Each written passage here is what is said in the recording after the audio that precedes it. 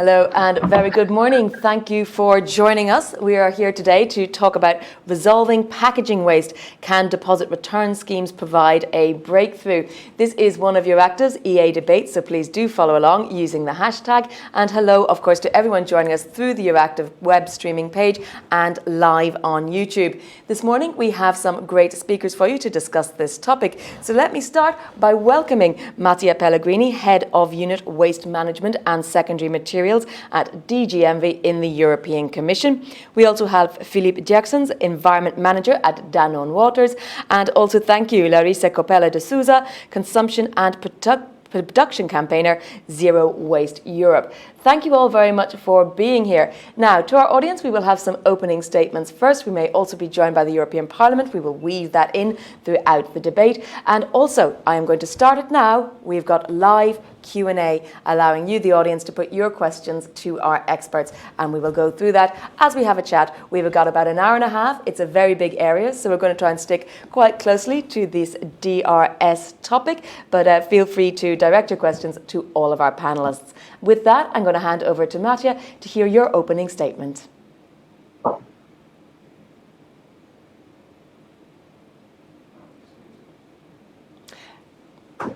Mattia, I believe you might be muted. Sorry, I was muted. Great, we can hear you now. Good morning, everybody. So that will be the first of two consecutive meetings that we have you today on this issue of plastics. All countries, so it will be European twice. It is indeed a very important topic. As you know, the European Commission with a single-use plastic directive, which has entered into force, which will enter into force in July 2021. And one of the key elements of this directive is actually to have a separate collection for beverage bottles. Notably, there are two targets. One target of 77% of separate collection of beverage bottles by 2025, and then a target of 99% by 2029. So first target 77% by 2025, second target 99% by 2029. Sorry, 90%. And that shows that, I mean, it will be a challenge because, as you know, the market of plastics is a market which in general is not always circular. So there are huge issues in terms of recycling plastics. So there are some market failures, and that is one of the ways to address that market failures. That there is an additional obligation in the SUP directive, which is the obligation of having a recycled content of 30% by 2030, which is, it needs to be read in conjunction also with this obligation of separate collection of beverage bottles. Indeed, the deposit and refund scheme are one of the best instruments to achieve that target. The European Commission is at the moment preparing an implementing act on separate collection of beverage bottles. And this implementing act will describe what are the options available to member states. Normally, as you may be aware, this implementing act was due in already July of 2020, so it was due past July, but due to a significant workload we're facing in the unit, we didn't manage to adopt in due time, but in the process of the already by November this year.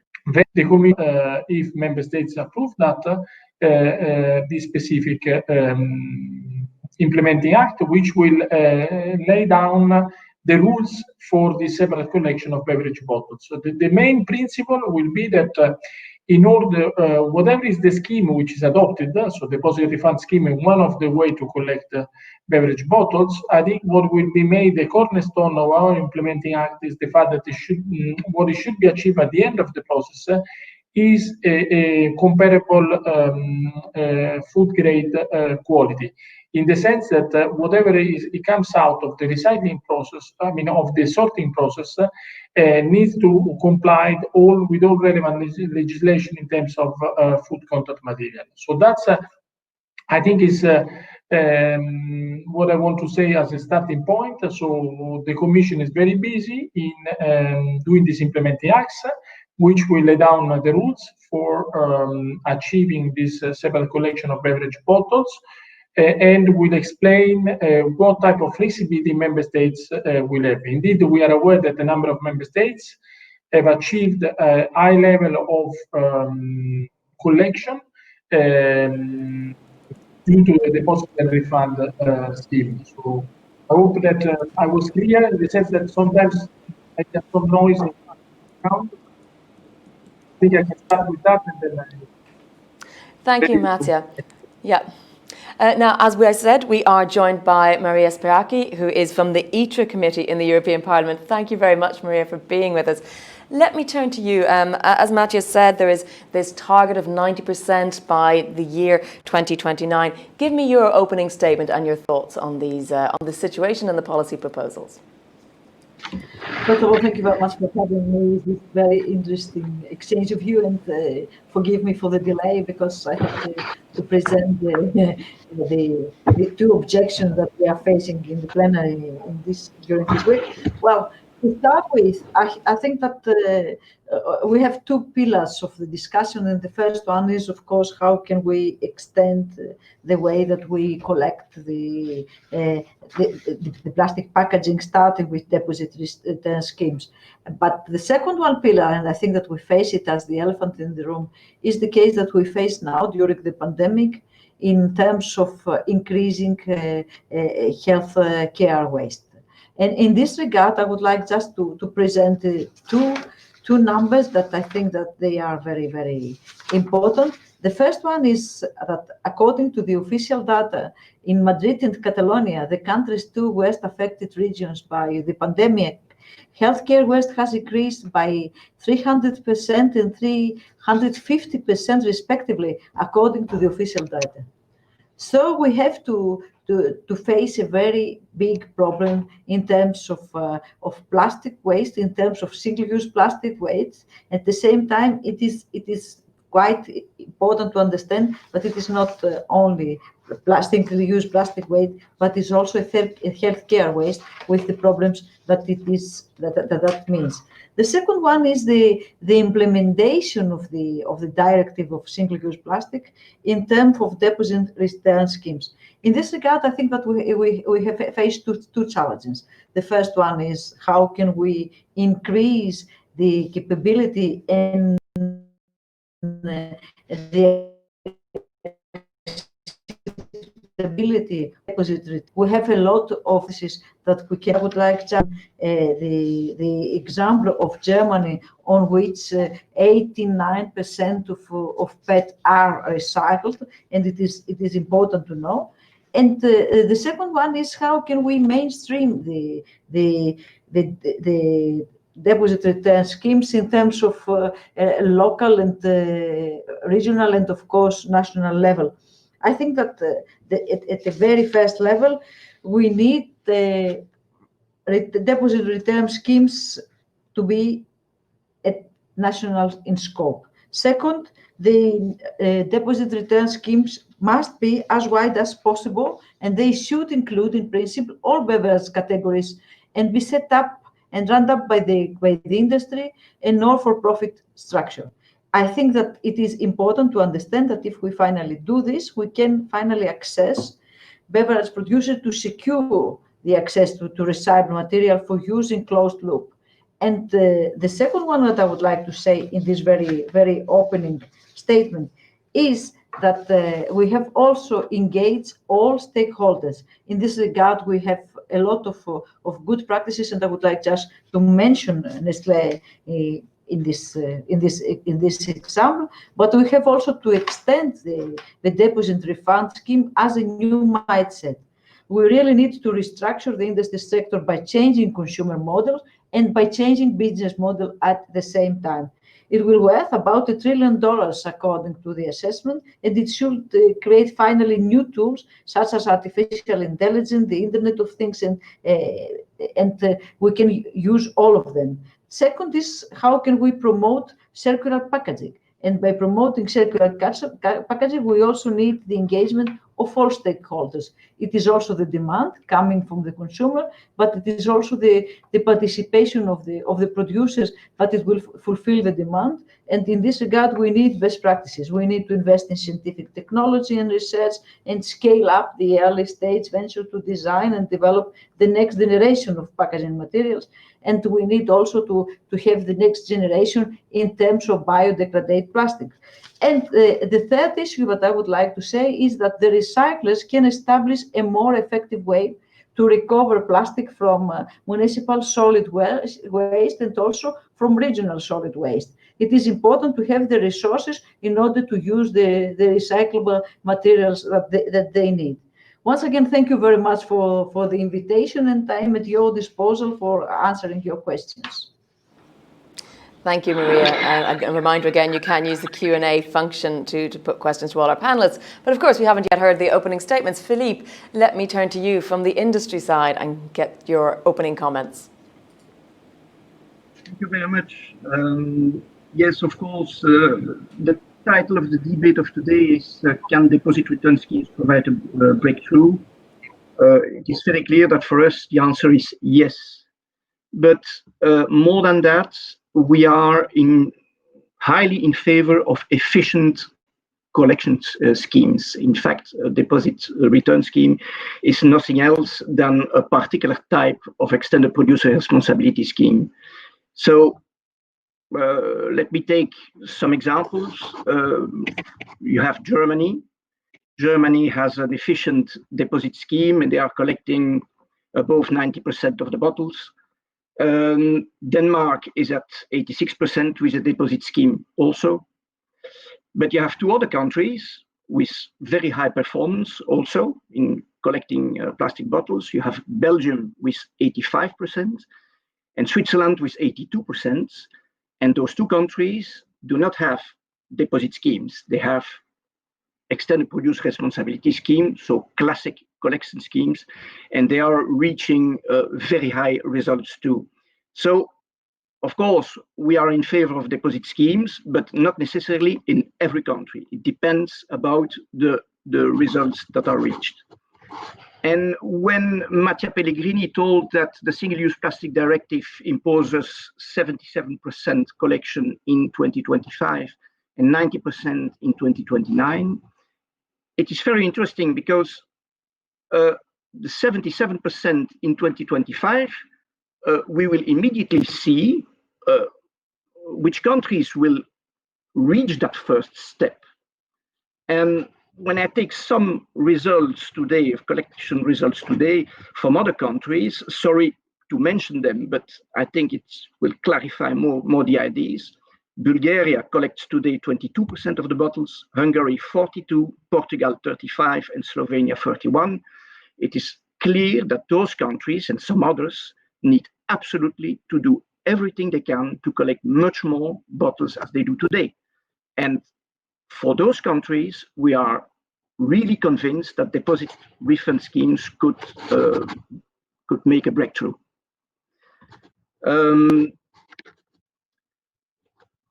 There are two other points, two other very important points for us. We will have, via the Single-Use Plastic Directive, to pay for litter cleanup costs. And we will also have, you all heard about the tax on non-recycled plastics. Well, all those issues are a clear signal for our industry that we do not want that any bottle remains in the nature. We need to collect everything, and we will support all the collection systems, all the performant collection systems. Is it an EPR? Is it under deposit refund scheme? But there is, in some countries, a lot of work to do. Thank you. Larissa, are you confident that all these schemes and projects will have an impact? Hello. Good morning, everyone. Thank you for inviting me to this debate.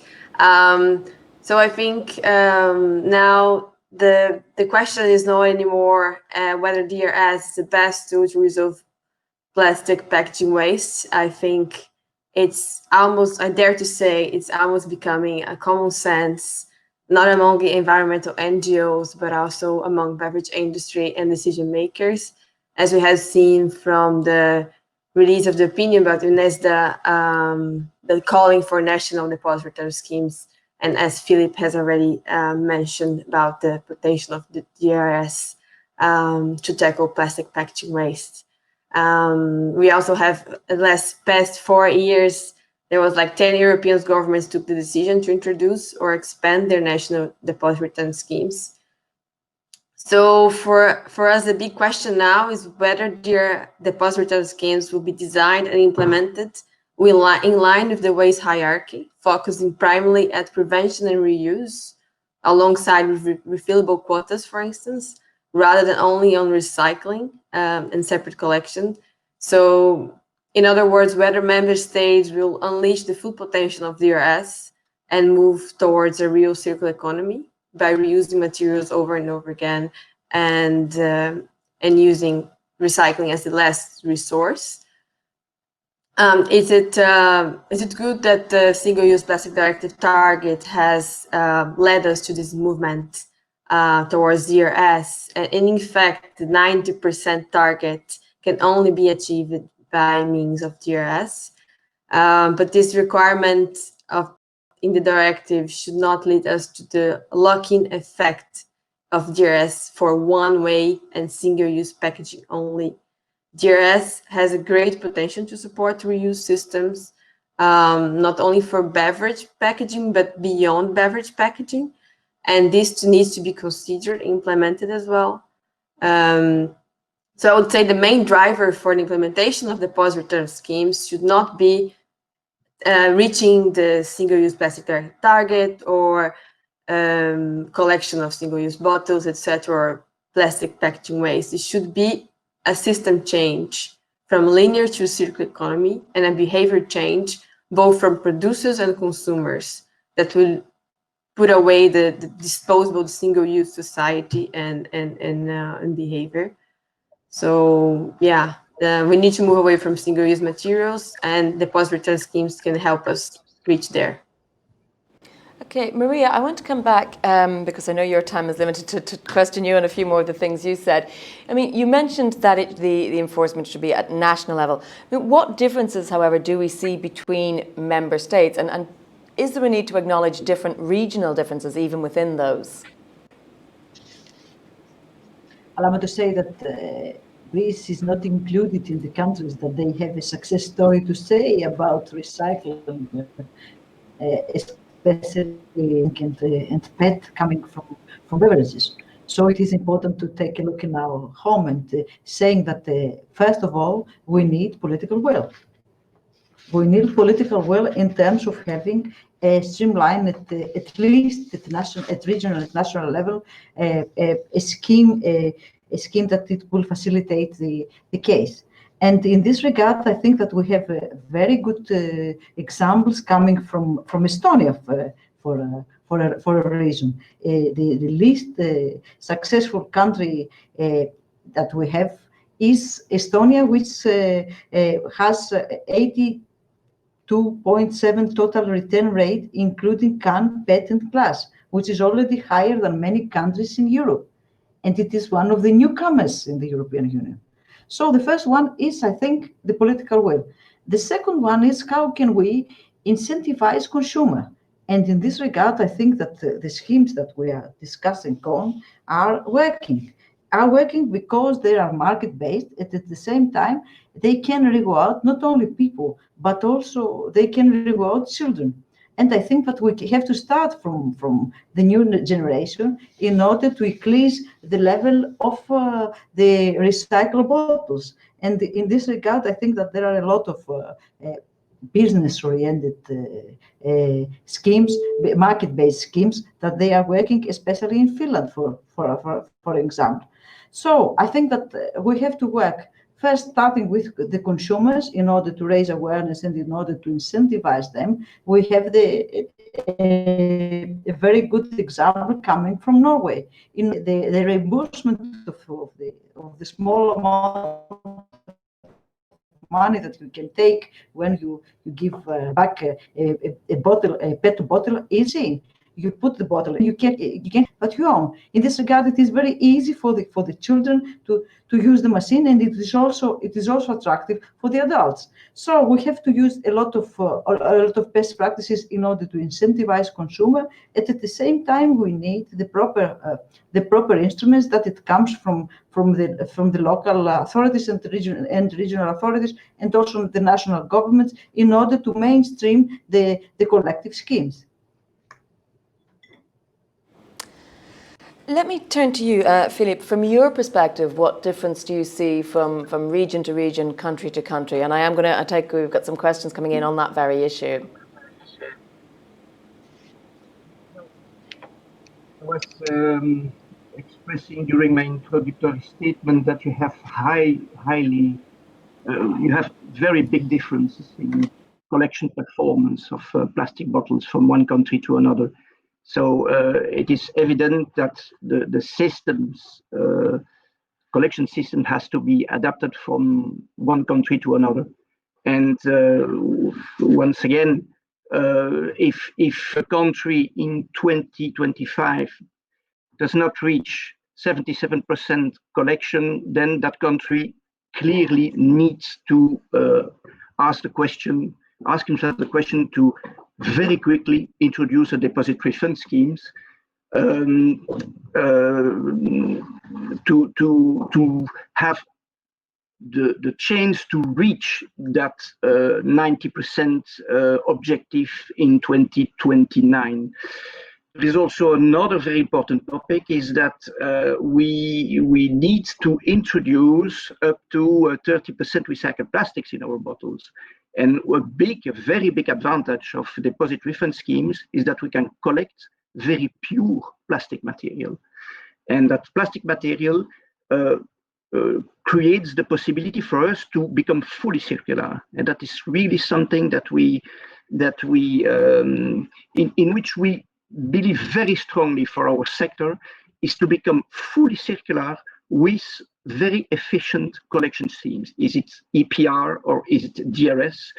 But we need to achieve high collection results and also to collect very pure material, because the use of recycled material will become a must for all the companies.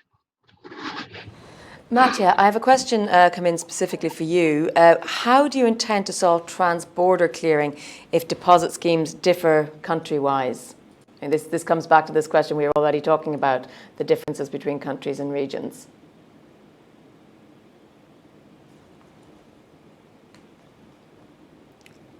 I don't know if we can hear Mattia. I think you might be muted. Yeah, sorry. Again, I was muted. So as you know, the area of waste is an area of competencies. So it's like all the environmental areas, there is the possibility of member states to go beyond what the Commission is the environmental legal basis. The difference with the internal market legal basis. So that's the reason why in the field of environment, sometimes we may end up with different rules in the member states. And indeed, this is what we are trying to avoid with the Single-Use Plastic Directive. But this is mainly in terms of the scope of the directive. As you know, the directive contains a list of products. Some of them are banned. Other of them will be subject to reduction of consumption. The idea is that this list of products remains more or less the same in all member states, because we see some attempt of some member states to go beyond that list. But of course, that will create a problem of internal market. Now, about the deposit and refund schemes, here I see less the problem, because normally you tend to collect near where the waste is generated. So I don't really see a cross-border dimension, and therefore it is indeed up to each of the member states to decide what are the best tools in order to achieve that. As I said in my introductory speech, For sure, deposit and refund scheme are by far one of the best way to achieve that. And what is important for us is that whatever is the collection system, I mean, first of all, not all collection systems can be authorized. So a collection system that does not separate,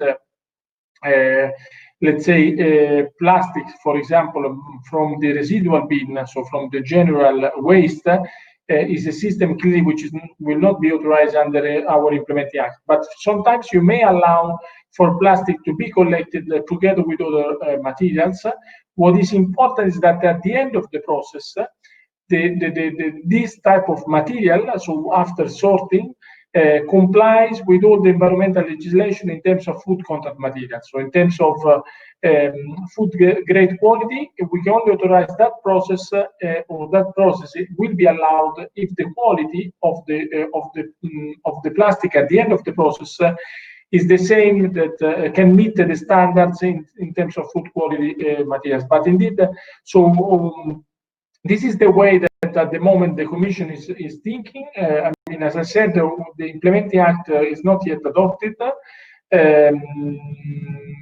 Of course, we need clear conditions that needs to be met, as I said, in terms of food grade material and compliance with the food contact materials legislation, both at European level and at national level.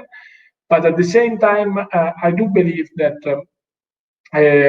this issue of possibly different deposit refund schemes in the different member states is not really an issue, at least has not been raised so far as a major issue. I mean, we have different systems, as some of the speakers have mentioned, and all of them, like the German, the Norwegian one, and all of them have proved to be very effective. Of course, the choice will be to member states, as I said, but for some member states, there will be almost no choice, because as Philippe was mentioning, some member states are so far from the target already of 77% by 2025, that possibly when they have to look into the issue, then the deposit and refund scheme may be the only solution to the problem, because in order to change significantly from a very low rate of collection to already a very high rate, which is 77%, which is the first target, which has been set by the co-legislators. Luisa, I want to bring you in there just to get your reactions to what you've heard so far. We also have a question coming in asking, what about the idea to have a deposit scheme for other products, and your thoughts on that.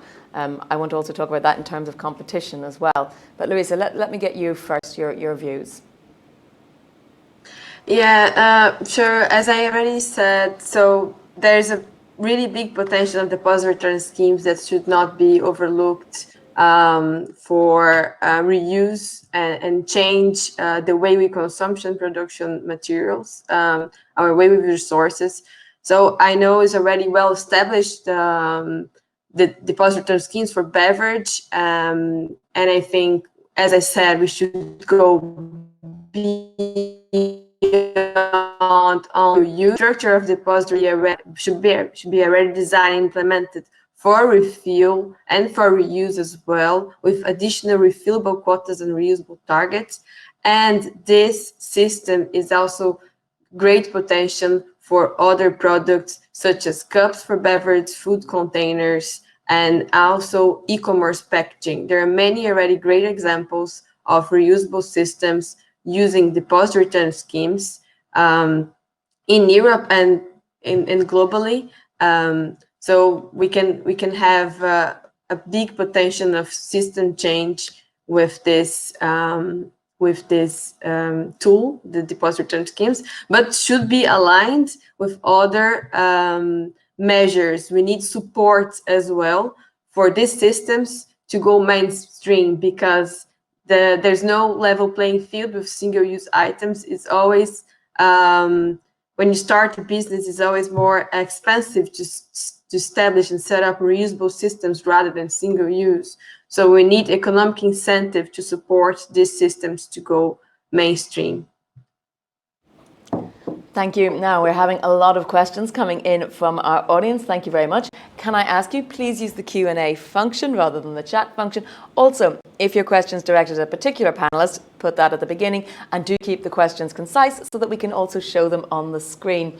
Now, Maria, I'm going to go to you. It's a question that has come in, which is that for unclaimed deposits where bottles and cans are placed on the curbside, who should keep that deposit? It's a very, very down-to-earth question. Yes, yes. I think that maybe I will answer as a politician, but not widely speaking, because, you know, we have the proper legislative framework. We have the Single-Use Plastic Directive. We have the Circular Economy Action Plan 2, and now we need the implementation on the ground. The implementation on the ground means, first, but we have to have a win-win situation. And in this regard, I mean that we have, first of all, to involve consumers in terms of incentivizing them. I have already mentioned some examples coming from different member states. And at the second level, we have to engage the stakeholders. In this regard, I think that we can go ahead with collecting beverage bottles, we're collecting cans, etc. At the same level, it is important to have a mainstream legislation that it comes from the member states and an implementation monitoring that it comes from the member states. This is, I think, the approach that we have to have. Sectorally, I think that we have to have more engagement coming from specific sectors when it comes to the beverage producers, when it comes to the SMEs, when it comes also to the consumers. Thank you, Maria. I'm going to stay with you with this follow-up question, which is actually directed to the whole panel, but I will let you answer it first. Has the reutilisation been sidelined in the Plastic Waste Directive? How would you react to that suggestion? Well, yes, very tricky question. Yeah. As I have already said, I think that we have to see the wider picture, and we have to face the reality. Now, as we can see, there are a lot of very good examples in order to follow, but at the same time, a lot of big companies are lacking in terms of implementation. And it is not a case that we can resolve within this debate, but it is a reality. At the same time, according to the Single-Use Plastic Directive, we have to ban it. At the same time, we have to replace a lot of products. But now, during the pandemic, as I have already mentioned, we face a lot of problems concerning the healthcare waste, that it is including a huge amount of single-use plastic. That's why, as I have already said, we have to review the case, and we have to implement faster, much faster, the directive for single-use plastic. In this regard, I would like to say that it is important to have best practices coming from different member states. For example, in my country, Greece, to say a good word for the government, it is important that the government adapts and the proper legislation, and has already and will open legislation for single-use plastic 1 year before the obligatory implementation by 2022. It is important to say that we have to speed up in this regard. It's not easy, because single-use plastic, they are making now, at this period of time, a way of comeback, because the oil is very, very cheap, the prices are low, and at the same time, the needs for single-use plastic, especially for masks and for gloves and for other stuff that we need during the pandemic, are huge. Okay, well, today we're trying to stick specifically to the beverage industry. So, Philippe, let me come back to you with that same question that was raised, which is, has reutilisation been sidelined in the Plastic Waste Directive? What's your thoughts on that rather tricky proposal? Well, reusable packaging, the industry made a lot of attempts to use returnable packaging, and some of the members of UNESDA and the FBW use refillable water jugs, particularly popular in emerging countries. We use glass bottles. 30 years ago, when I was working for another brand owner, we placed on the market refillable PET bottles, but that was another technical issue. So we do a lot of attempts to try to innovate, to come with new type of packaging which are reusable. You have, for example, dispensing models that are now tested for waters and soft drinks. So it is all ongoing. Research and development on that topic is very, very important. And of course, whenever we have the possibility to increase the use of reusable, refillable packaging, we will do it. But it must remain feasible. It must also be doable on a health and security point of view. Thank you, Philippe. Maria, since I'm aware that we are losing you shortly, I wonder if you have any wrap-up thoughts you'd like to give that we can get the other panelists to talk about once you've left us. Yes, and it is important to follow up to the question, saying that of course it is of paramount need to use poor materials in order to recycle the existing materials coming from the deposit refund schemes. But allow me to wrap up by saying this. First of all, I think that deposit refund schemes are one of the most important that we have. It is a very important instrument in order to increase recycle plastics at the same time, in order to implement the directive of single-use plastic. It is important to engage a consumer. It is important to have the support of the stakeholders in terms of companies and SMEs, but it is also important to mainstream the implementation of deposit refund schemes at the regional and the national level. In this regard, we can adapt best practices coming from member states that they have a success story to say, like Estonia, like Denmark, like Germany, we have already sent, and also we have examples coming from outside the EU, like Norway, and maybe we can adapt it. It is easily to adapt it. Having said that, I would like just to say that it is important also to incentivize not only consumers but also companies for increasing the rate of having and using recyclable PETs and other plastics that we can use in packaging and beverage. And I think that it is important of incentives in terms of funding. I would like just to propose in this debate that it is time to think and maybe act out of the box in terms of the new resilient facility that we have, and incentivizing to have specific factories that they can reuse plastic coming from PET. In the south of the EU, we don't have any kind of such factory, and it is important to have one because, according to the Single-Use Plastic Directive, we have to have 25% of single-use PET in our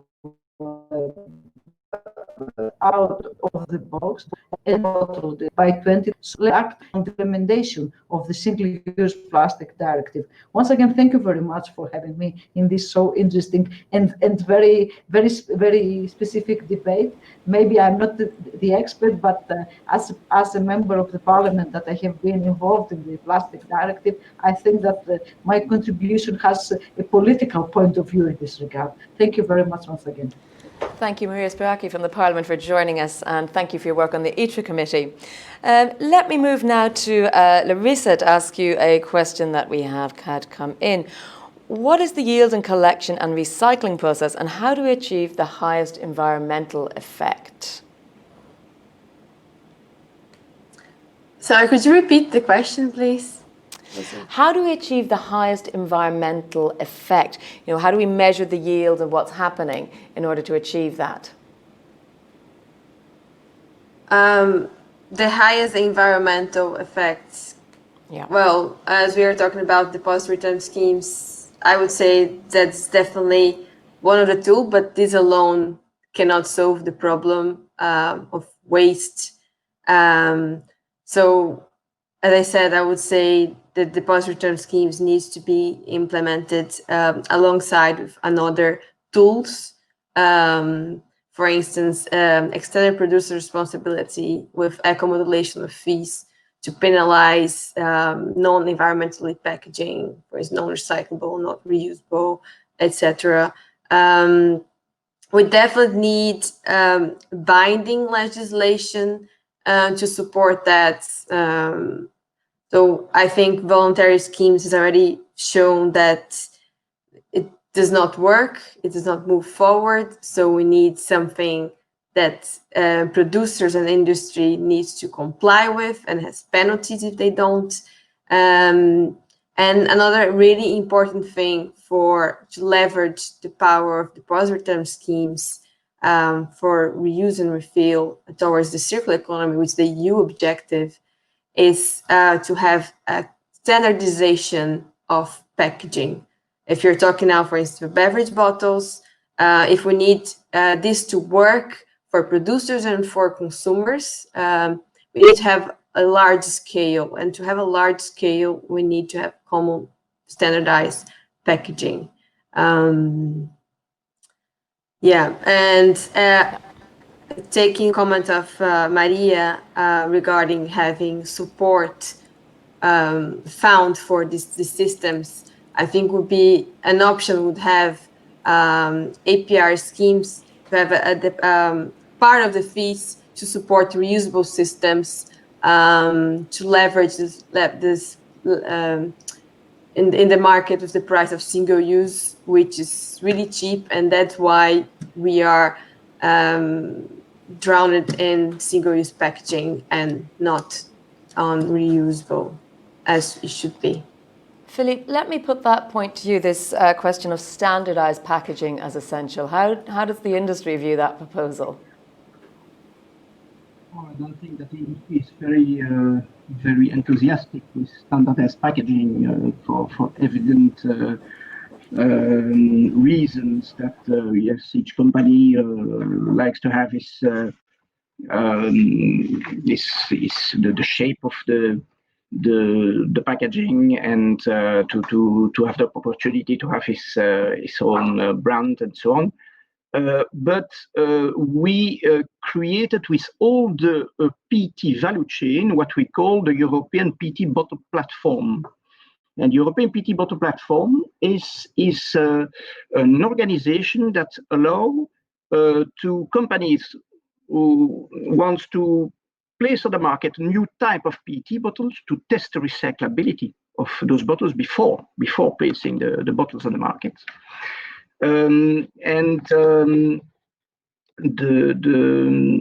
We have also designed create what we call design for recycling guidelines.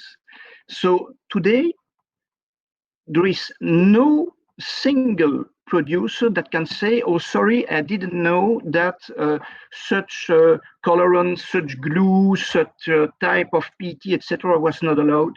Yes, you can see it on the sheets, the guidelines that you can read on the website of the European PET bottle platform. You have three columns. You have a green column, orange column, and a red column. The green column is what a producer of PET packaging is allowed to do so that the PET bottle is fully recyclable. In orange, there are some conditions that the PET bottle manufacturer needs to respect. And in the red column, of course, you understood it. It are all the conditions where we say, please do not use such type of glue, such type of colorant, because you will jeopardize the recycling of PET. And the European PET bottle platform is frequently shown as a best example by the colleagues of the Commission on how to do. And such design guidelines need also to be developed for in fact, for all the packaging material, for all the plastic polymers, and so on. So that was really a very interesting contribution of the PET value chain, and it's already more than 10 years old. So you see that we are very, very committed to the recyclability of our bottles. Well, we've had a very specific question come in just on that from Nivo Flaherty for you, Philippe, which was, are you aware of any DRS which collects plastic bottles that are not PET? Well, I think that some deposit schemes are collecting also polyethylene milk bottles. I'm not fully sure, but I think that's, and it could be possible. I think a bottle is a bottle, and you could imagine to collect other type of bottles, not from the mineral water and the soft drink industry. Okay, Mattia, let me come to you now. Does the Commission support minimum requirements or guidelines for DRS? It's a question that's been sort of upvoted by quite a few of our viewers, so they really want to hear your thoughts. So maybe before I reply to that question, you can hear me, no? Suppose, yes, before I reply to that question, I just wanted to reply also to the other question where one said that when the SUP directive is not facilitating reuse.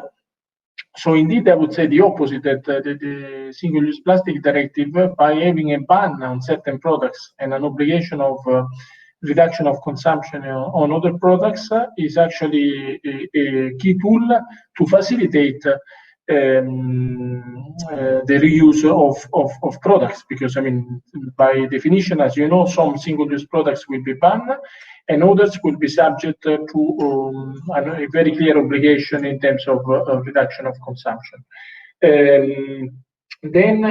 So when it will enter into force, which will be July 2021, I have no doubt that will push towards reuse of products, or at least for the products which are covered by the SUP directive. Then, as regards second point I wanted to make is that indeed I share with the view which was expressed by some of the speakers that indeed about the refund scheme, but it's also about well-functioning extended producer responsibility system. And when I say well-functioning extended producer responsibility system, indeed, I mentioned the fact what Zero Waste Europe was mentioning, the importance of going towards a more harmonized system of eco-modulation of fees. As you know, we're working on that. There is a clear objective in the Green Deal to come up with a more harmonized system by 2022. And finally, on this issue of harmonization of deposit and refund schemes, this is not really for the Commission. I mean, this will not be part of our implementing act, which, as I said, it was due for July 2020, and we are close to adoption. I mean, we hope, because I mean, when I say close to adoption, it depends if we get necessary support by member states. But the idea is not to come up with a pan-European deposit and refund system, because this is up to each of the member states.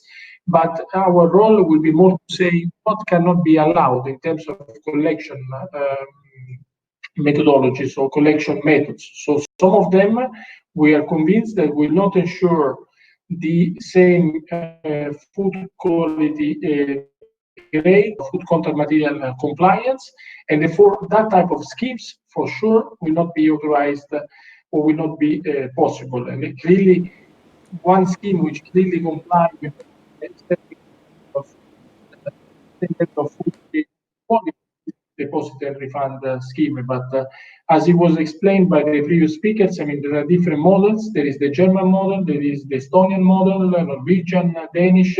All of them have proved that our targets, which are very ambitious targets, because to achieve 90% by 2029 of collection rates of beverage bottles is indeed very ambitious. When we look at countries like Bulgaria, which they have now 25%, but we believe that indeed that will be a key tool or key instruments that some member states may use, but other member states may achieve it via alternative systems. Thank you. Philippe, a specific question for you. Do you agree that a DRS should start include PET and glass bottles as well as aluminium beverage cans? I suppose that's to talk about avoiding these competition distortions potentially in the beverage industry. Well, deposit schemes in Germany, for example, are used for single-use containers, but also for refillable containers. So that is a part of the answer. I must say that certainly a good deposit scheme should include the PET bottles, but also the cans, because it makes the whole system less costly. Concerning the glass bottles, at the same time, I don't know, frankly speaking, we should ask those questions to specialists of reverse vending machines like company Tomra, some companies like doing manufacturing such machines. But it is very clear that DRS schemes need to follow certain principles. And it is so important for us that I wrote some of them on a sheet of paper, and I will read for you 6 or 7 points, 6 points. Deposit schemes need to be industry-led, including brand owners and retailers. Such schemes need to be efficient, cost-effective, and accountable. Such schemes need to show strong environmental outcomes, strong environmental performance, of course. And that is generally the case. Such schemes, and that is very important also, need to be convenient for the consumers. And they need to have a long-term financial sustainability. And finally, they need to allow producers to secure the material for closed-loop recycling. If we'll have all those characteristics for a deposit scheme, then you can be sure of a big success. Thank you. Larissa, a question to you. Do existing DRS schemes run for a finite amount of time before renewal, like 5 or 10 years? If that's the case, how has that got a knock-on effect? How do we continue to promote it over the longer term?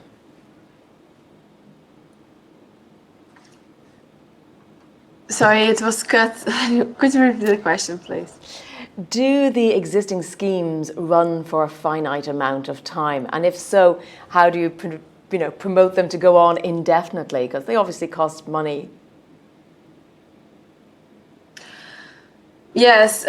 So, as I said, it's the market today. It's plenty of single-use cheap products, so it's really hard to have a competitive price when you're establishing a reuse or a deposit return or reusable system. But that's why we need this economic support to make sure these systems can be implemented, and in the long term they will be profitable and of course efficient. And as I said, there are many tools to make this happen. With the funds from the for the extended producer responsibility, and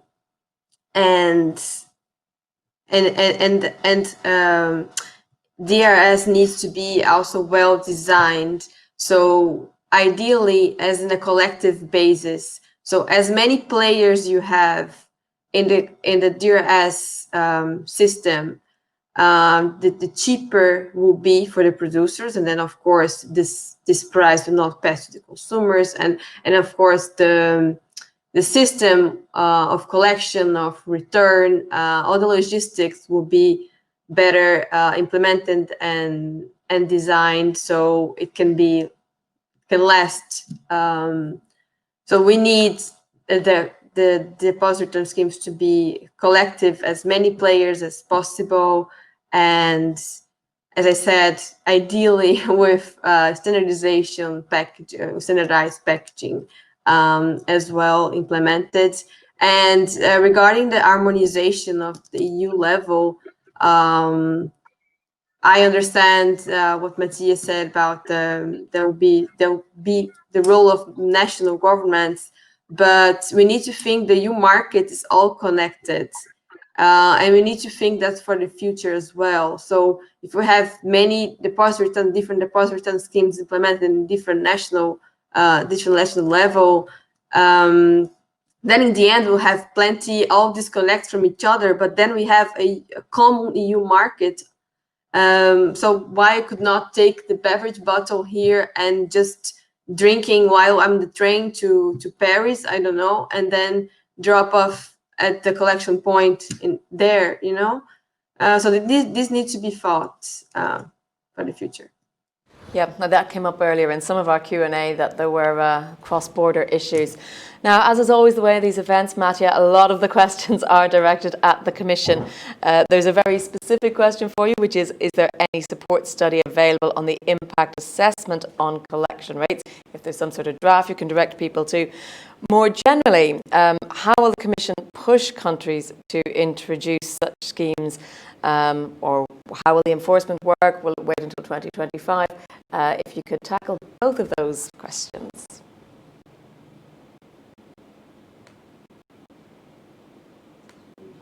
You're muted. Is the fact that in this application, I mean, the meeting button is on the top, while often is on the let's say on the lower part of the screen. So I'm used to see it to look on the lower part of the screen when it's on the top of the screen. But so that's the reason why I forget often to unmute. Indeed, I mean, what I was just saying is that what we have in the SUP directive is not a novelty in terms of waste legislation. As you know, most of the waste legislation is based on targets.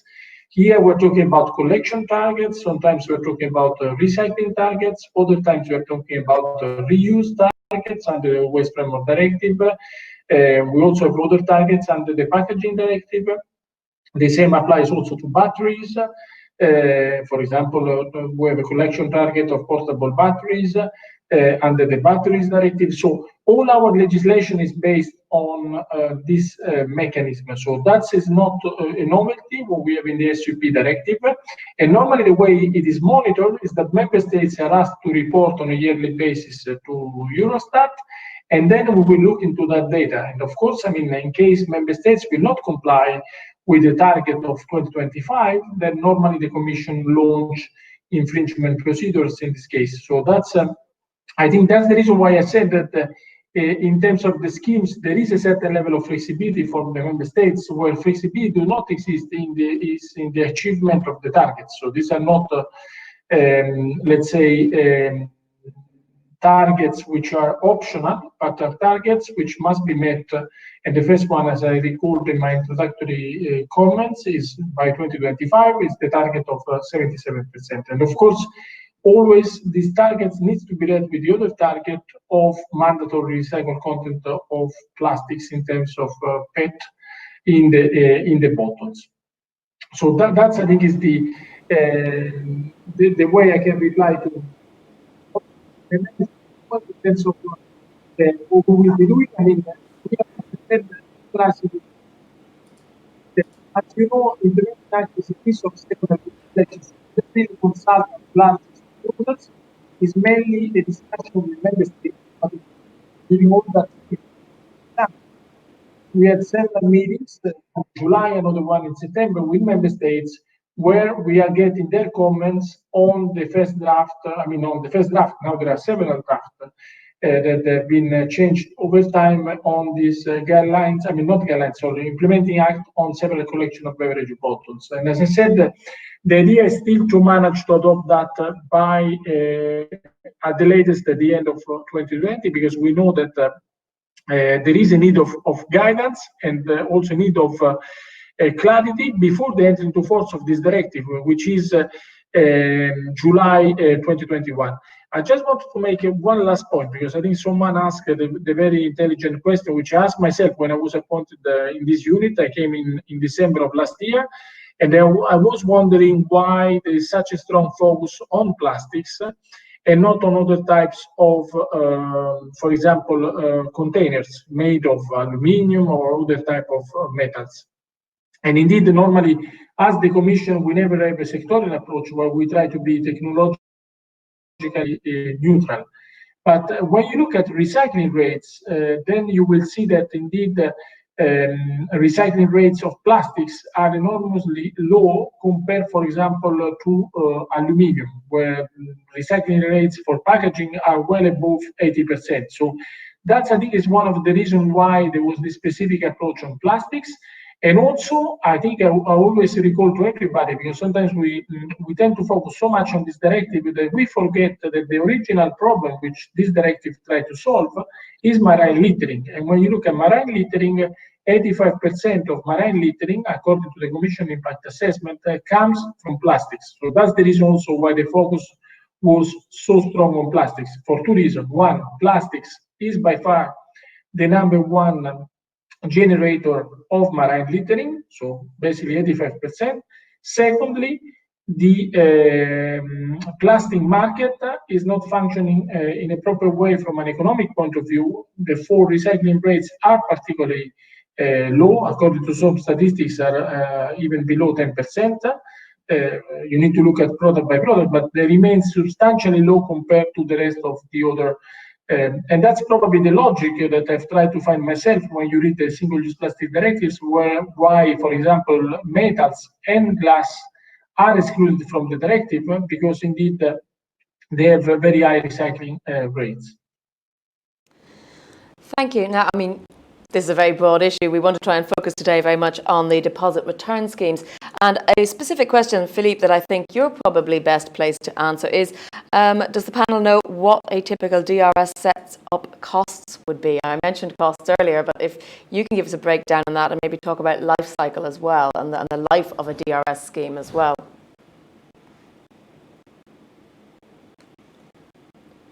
Sorry, we can't hear you, Philippe.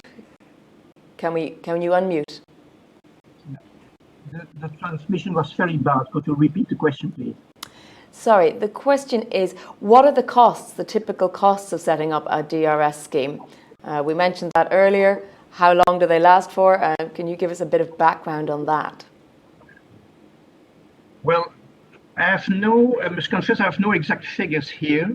I'm not a specialist of the financial calculation of deposit return schemes. What I can tell you is that for implementing a deposit scheme, it's expensive. It must be very well organized, but when it functions very well and you can recover all the bottles and you can use them again and you can make all the PET bottles circular, then I'm sure that you will find back your investment. And more than that, I said at the beginning that we will have to pay for litter cleanup costs and that we will have a tax on recycled plastics. So, okay, on the one hand, a deposit scheme is maybe costly to organize, or EPR schemes are also on themselves costly to organize. But on the other hand, I do not believe that our companies want to pay a lot of taxes and a lot of litter cleanup. And I must add to that we were very severely hit by the COVID disease. Several of our companies lost between 15 and 20% sales. It's a drama. We can tell that, and of course, we absolutely don't want to pay taxes and to pay litter cleanup costs.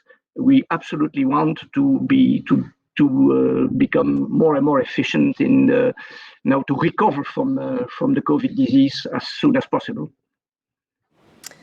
Thank you. I want to widen out the questions a little bit and ask, what actions should value chain actors take towards greater circularity of PET in Europe?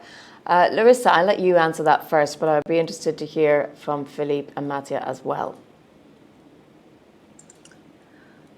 Well, of course, in the deposit return scheme, all the actors needs to be organized, and this will facilitate the deposit return scheme to be well implemented and designed to ensure a higher collection, and we are talking about recycling and high recycling rates as well. So as I said before, the more players we have in the system, the easiest that will be the organization, the implementation, the cheapest as well. So we have scale, and we also can enable a better consumer experience and convenience with more collection points available, etc.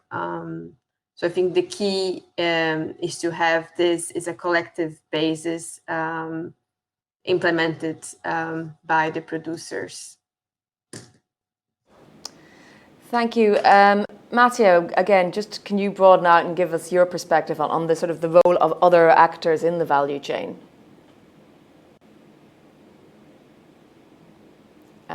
Unmute, please. You're muted. Thank you. Yes, normally should be okay now.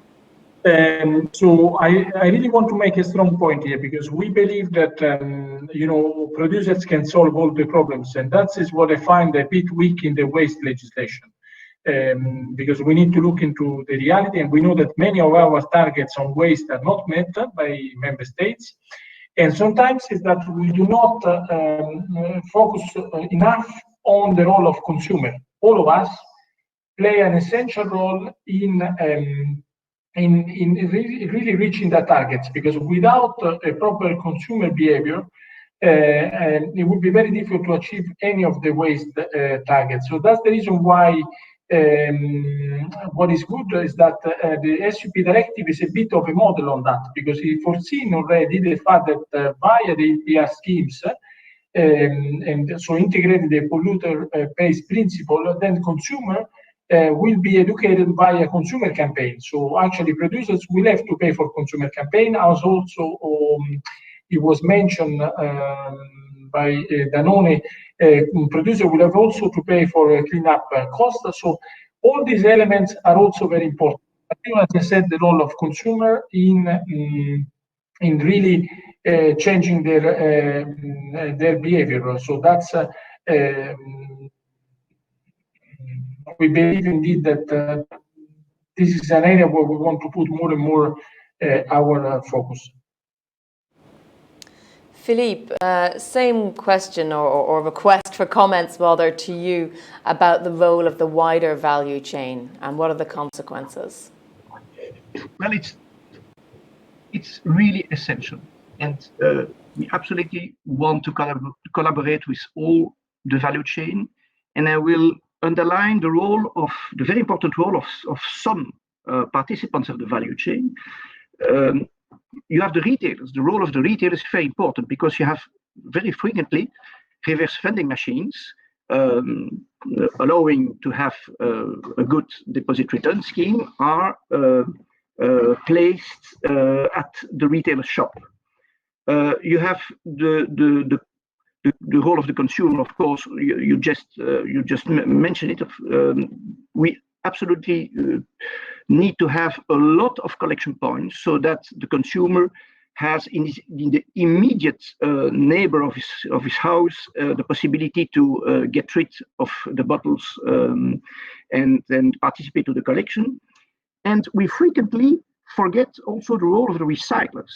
What are the recyclers asking? The recyclers are asking for us to have very clean material, and material that can be very easily recycled. And they have an essential role in making all our plastic bottles becoming circular. And of course, if I go back to the start, the role of our companies to place on the market PET bottles that follow very strictly the design for recycling guidelines of the European PET bottle platform that I was just mentioning. So yes, collaboration is very important, and the say of the authorities is also very important to give correct lines for implementing DRS. we are asking for minimum requirements for deposit refund schemes, and maybe that the authorities could help us for that, because if you have minimum requirements for extended producer responsibility schemes, well, the logic will that we will have also minimum requirements for DRS, because DRS is nothing else than a particular type of EPR. Absolutely. I have a specific question come in, Philippe. I'd like maybe you to answer it. What will be the consequence for beverage producers if countries do not meet collection and recycling targets? Well, I think that you have to ask the question to the Commission. Right? I don't know. I don't know, and I hope that will never happen. It is clear that our goal is to reach those 90% and to go beyond those 90%. We will do everything we can to reach it. A lot of countries understood it. They do it via deposit schemes or they do it via EPR. I mentioned you the very nice results of Germany, Denmark, Belgium, and Switzerland, each of them choosing for a specific collection scheme. But the countries that have bad results today, bad collection results, absolutely need to understand that they need to wake up. Really, we all need to wake up to reach those 90%, and we will do everything we can through our both associations, the European Federation of Bottled Waters and UNESDA, to help all our members to reach those targets, first of 77% and then of 90%. Mattia, then, the same question to you, as Philippe said. What will be the consequences for beverage producers? Can you speculate? I mean, as I said, I mean, the European legislation is made in a way that we will have the responsibility member states, because the member states, they have to achieve that collection rate. But so the Commission, in case member states will not comply with the collection rate by 2025, then will intervene in the classical way of infringement procedures. Of course, I mean, if member states they see that the industry is not working, I mean, is not cooperating with them, then I suppose that many of them they will choose a DRS system as one of the possible way to comply with that target. I also wanted to make just one last point that I think is it came in the discussion whether deposit and refund schemes should cover only plastics or should cover more than plastics, also other materials. I think this is again a choice of member states. What I've noticed personally when I was looking at some data is that if you take the example of glass, for example, which, as I mentioned, has much higher recycling rates than plastics, not necessarily deposit and refund schemes are always the best solution for certain type of materials. So, for example, when you take the example of glass, countries like Belgium, where many of us will live, which they have a deposit system where you have a container, I mean, normally within your proximity, where you can bring your glass. Similar system exists also in Spain. They achieve even higher recycling rates than countries like Germany, which they have deposit and refund schemes for glass. So sometimes, and this depends again also on the consumer culture, that maybe they find more normal to go and bring their bottles in these containers, which are located in their proximity, while for plastics they find more normal to throw it away and to dispose not in a correct way. Just wanted to make the point that indeed it's up to the member states. Some data they show that not necessarily for other type of materials deposit and refund schemes are always the best solution. I mean, of course, they are a very good solution again, but sometimes some member states have been able to achieve even higher targets in the case of glass, not using deposit and refund schemes. Clearly, this is not the case for plastics. I'm referring to some markets which they function in a more, where the economic incentives are there and maybe also the right consumer behaviors. Thank you. I'm going to ask a final question to the whole panel and maybe also just get your wrap-up thoughts at this point. And I just want to ask, what are the essential conditions then for DRS schemes to help achieve the goals and cost-efficient delivery of the single-use plastic targets? Larissa, let me start with you. Your thoughts on that and your final thoughts on the overall topic. Yeah, so first of all, I think we need binding mechanisms, so legislation to implement the DRS system. And then the legislation needs to set up all the scope, obligation of the parties, targets, ideally with reusable and refillable targets as well. So the DRS system is not only locked in on one-way beverage or one-way single-use materials. And mostly the DRS system should aim at achieving a system change rather than only Single-Use Plastic Directive targets of collection. So we need to focus primarily on waste prevention and reuse, and to be as wide as possible, so include all materials, not only plastic. I know that we are talking about the Single-Use Plastic Directive here, but it should include all materials. I don't see a better way to receive products back. Even it's a win-win situation for producers as well, because they have their product back the way they put it in the market. So if they're not going to be reusable or refillable, they can be closed, recycling in closed loop. So with almost 100 or reaching almost 100 efficiency of the material. So even though in some countries we have something that does not work, for instance, as Mattia mentioned about the glass in some countries, they have the habit to throw away and recycle rather than reuse. We have to take into account the overall environment impact as well. When we're throwing away a glass and to be afterwards melted and producing another bottle of glass, there's enormous energy consumption and resource that we need there as well. So if we can have a system where we use this bottle and we return this bottle, and this bottle refillable is washed and refillable, that is the best environmental impact, or the best efficient we can have. So I would put this a strong recommendation for reusable and all beverage containers and DRS. Thank you. Mattia, the same question to you. What are the conditions required to make a success of this? Can't hear you. It should not be, as I said, up to the Commission to mandate specific rules that or criteria, but of course, I mean, a clear scope of application. So clearly, there needs to be, as Zero Waste Europe was suggesting, a clear mandatory system, but also a clear scope.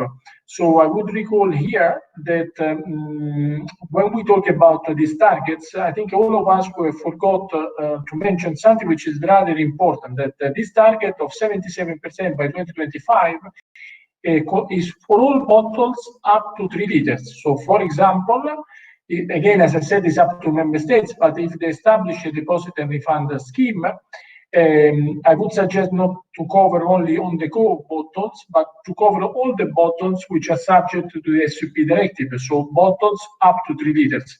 Of course, you also need a clear system. All the deposit and refund schemes which are proved to be very effective are the ones which they have clear rules in terms of allocation of tasks, in terms of managing the system, because at the end, as also Danone mentioned, a deposit and refund scheme is an EPR scheme. So you really need clear rules in terms of independency and management rules for the scheme.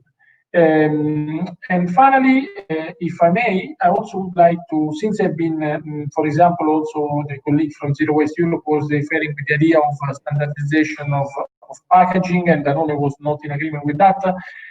I just want to let you know, all of you, that most probably today or tomorrow, we're going to launch the public consultation on the revision of the packaging directive, which I do consider also a very important element to cover all the discussion we have been having today.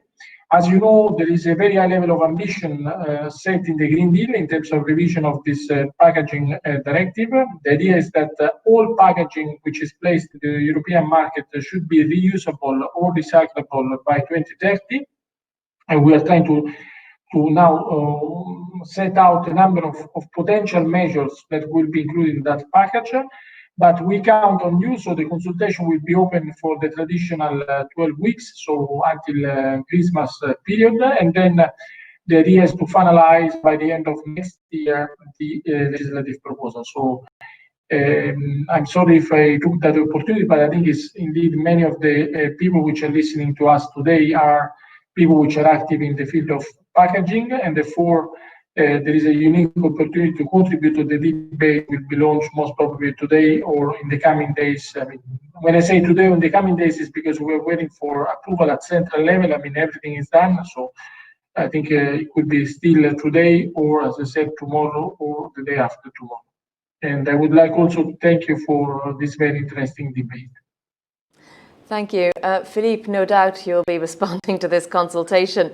So I guess the final question to you, which was what are the conditions needed to make a success of it, is almost asking you to summarize what your responses may be. Let me get your final thoughts on the matter.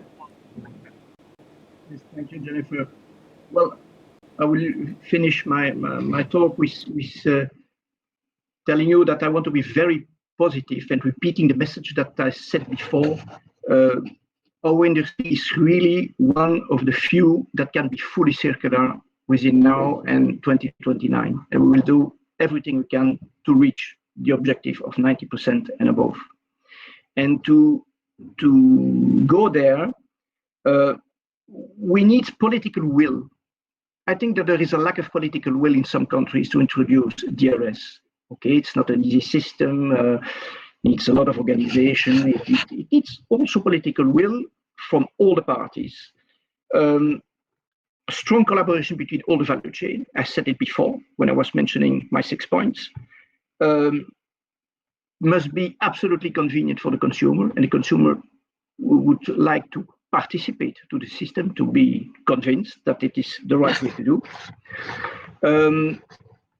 Countries can choose the best system. We are not telling that DRS is absolutely the must for each country. We don't think so. We believe that at least for Belgium and for Switzerland, for example, they can continue with the extended producer responsibility scheme as they are doing today, because their collection result is really very high.